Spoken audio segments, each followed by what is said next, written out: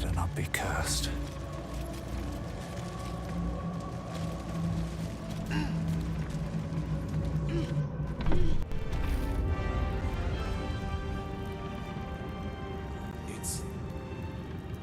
I can't help but feel like I've been fumbling in the dark for too long, and I've just had a lit torch thrust into my hands.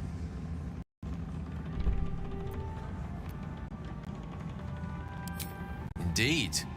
Under other circumstances, I might have been subdued or ashamed, but after what we saw, I must admit, I'm excited. The crown! The one the Elder Brain was wearing. The one I very nearly destroyed. Netherese magic. So pure, so complete, that I didn't even recognize it at first. Most Netherese artifacts contain only the faintest amount of their former power, the ghost of an echo of a memory. That crown was different. I can't fathom how such a wonder survived. Surely everything of its ilk was destroyed along with Netheril itself, but no matter. It exists. I must learn more of it.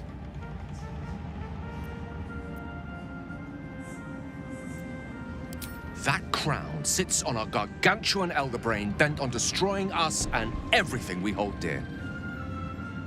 Understanding its true nature might unlock the means of our victory. We need to learn more about what we saw. An artifact as powerful as that crown must have been documented somewhere. As luck would have it, we'll soon find ourselves near one of the finest book collections this side of Candlekeep, Sorcerer's Sundries. I need to go there and learn all I can. Ha! Sorcerer's Sundries is no mere trading post. It's been serving the arcane community for centuries. Their collection of rare tomes is unparalleled. I mean, Netherese texts are hardly commonplace, but I'm certain they'll have one or two stashed away. You'll have to forgive my eagerness, but if my suspicions prove to hold water, this could be the answer to all our problems.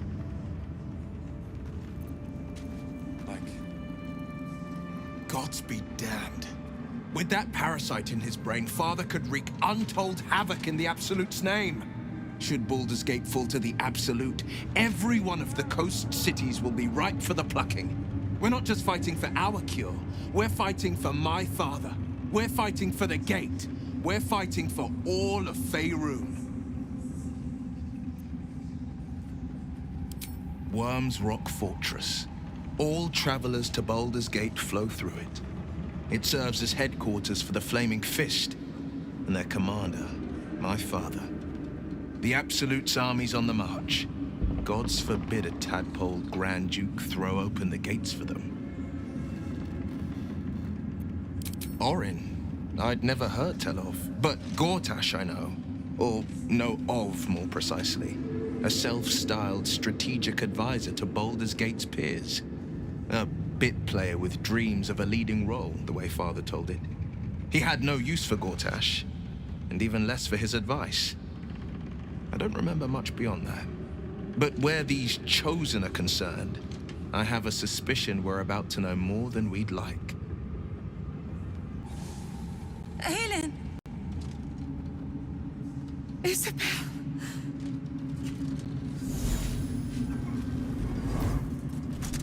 My love. You are dead. I saw your body. I'm here. And so are you. And my father, he can't hurt us any longer. I dreamt every night that you'd come back to me. But somehow it was all a nightmare Dawn would undo. I had no dreams at all. Nothing but darkness. And when I woke, my father said you were dead. His soul was poisoned by the god of death. His sick devotion ruined him. But for all his sins, he brought you back to me. Are you all right? I will be. And you? In this moment, I want for nothing.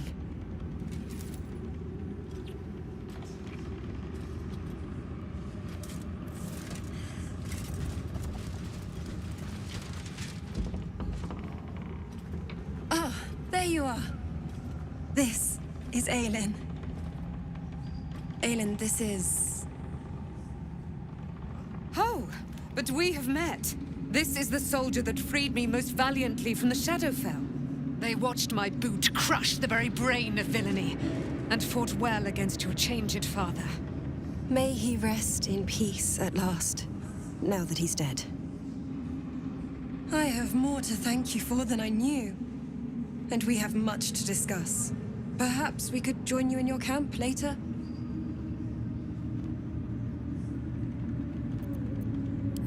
I am. And I'm glad he's dead. But this is precisely what I want to speak to you about later. It'll keep. I promise. Very good. We look forward to it. Now, you will leave us. We must take succor in one another's bodies and words. Aelin! We'll see you later. A curse lifted. The dead three allied once more. The balance shifts. There are depths to this alliance yet unplumbed. Consider, mortal. Do Illithids possess souls?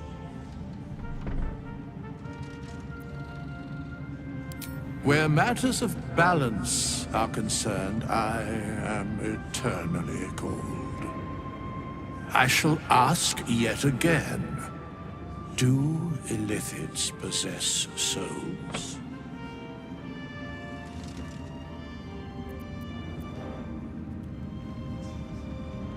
No. Nor canst thou count mind flayers among them. Yet, the three amass an Illithid army void of apostolic souls that could imbue them with power.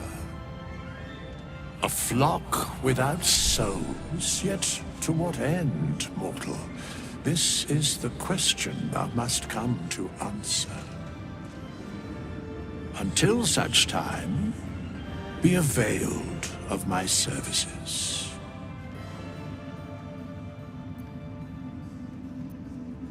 Yes, Bane, Lord of Darkness, Baal, Lord of Murder, Merkel, Lord of Bones. Once judged, ascended, then vanquished, as one, and as three.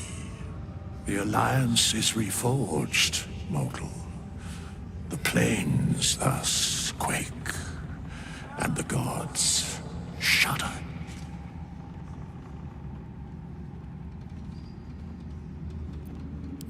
No.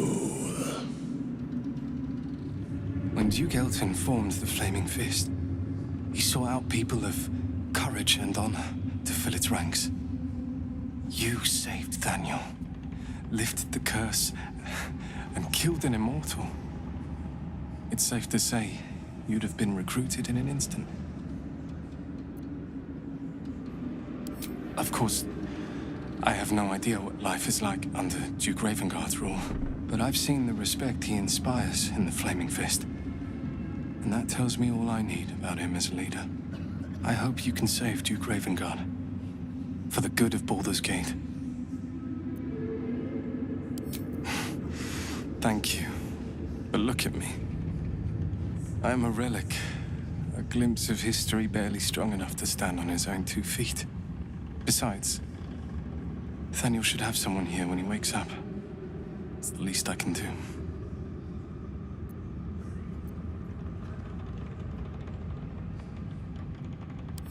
You don't have to worry about me.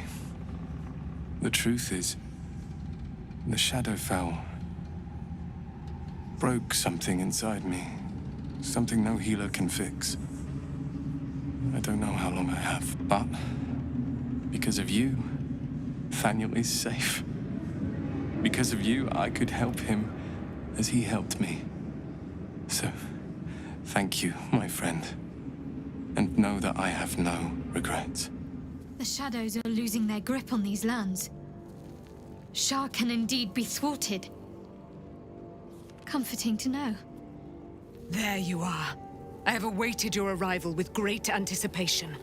Come closer. Feel my voice rattle your bones as I proclaim our victory. Moon Maiden Selûne, hear me! Ketheric Thorm, traitor, apostle of Merkel, is dead at last. My mate, Most High.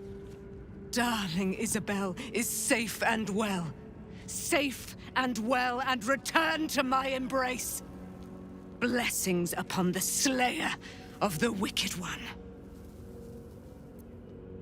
We are a powerful party indeed. Faerun itself trembles at our touch. My darling Isobel says we will stay allied at your side. I am pleased to hear it. I am free from my bonds, but not my duty. The dead 3 are risen. The dead 2 remain. You must face them. I will help. Pray, ask, and I will tell. Do I not radiate with my mother's brightness, her glory? There can be no doubt. I am of her silvered flesh, her celestial womb. Why, she already has. She has brought her sword to your side, Dame Aelin. So mighty are her wonders, her great wisdom. Together, we will set this fair land free of tyranny and murder.